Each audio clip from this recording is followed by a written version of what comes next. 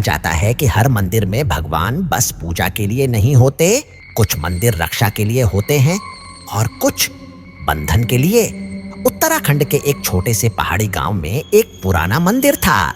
गांव वाले कहते थे यहां भगवान को बुलाया नहीं जाता, वो खुद आते हैं। मंदिर दिन में खुला रहता था, लेकिन सूर्यास्त के बाद कोई भी वहां नहीं जाता था। आरव एक इतिहास का रिसर्च स्टूडेंट था। उसे मिथोलॉजी और लोक कथाओं पर थीसिस लिखनी थी। जब उसने गांव वालों से मंदिर के बारे में पूछा तो सबने एक साथ कहा, मत जाओ। एक बूढ़े पंडित ने फुसफुसाकर कहा, काल भैरव यहाँ मूर्ति में नहीं है। आरव मुस्कुरा दिया। उसे डर पर यकीन नहीं था। उस रात उसने मंदिर जाने का फैसला किया। रात के 11 बजे पूरा गांव सो चुका था। हवा अजीब तरह से भारी थी, जैसे कोई सांस रोककर खड़ा हो। मंदिर का दरवाजा अपने आप खुला हुआ था।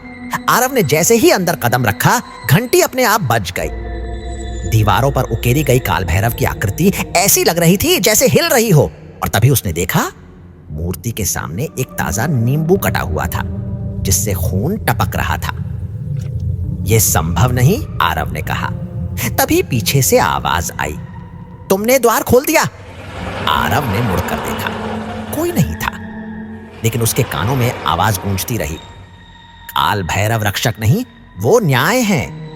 मंदिर की दीवारों पर संस्कृत में खुदा था, जो सूर्यास्त के बाद आए वो प्रश्न नहीं करेगा, वो उत्तर बनेगा। अचानक जमीन हिलने लगी। धूप, दीप और अगरबत्ती अपने आप जल उठे और तभी मूर्ति की आंखों से काला धुआं निकलने लगा। धुआं एक आकृति में बदल गया। कुत्ते की आंखें, खोपड़ी की माला और हाथ में त्रिशूल। काल भैरव, उनकी आवाज सीधे दिमाग में गूंज रही थी। तुम जानना चाहते थे कहानी, अब उसका हिस्सा बनोगे। आरव चीख नहीं पाया, उसका शरीर जकड़ चुका था। काल भैरव बोले, इस गांव ने एक पाप किया था। एक निर्दोष बच्चे की बलि दी गई थी ताकि अकाल रुक जाए। मैंने रक्षा नहीं की, मैंने उन्हें बांध दिया। हर 100 साल में कोई जिज्ञासु यहां आता है और वो मेरे द्वार का प्रहरी बनता है। सुबह गांव वाले मंदिर पहुंचे। दरवाजा बंद था, लेकिन दीवार पर एक नई आकृति उभरी हुई थी।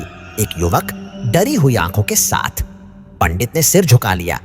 काल भैरव को नया प्रहरी मिल गया और उसी दिन से मंदिर की घंटी रात को भी बजने लगी।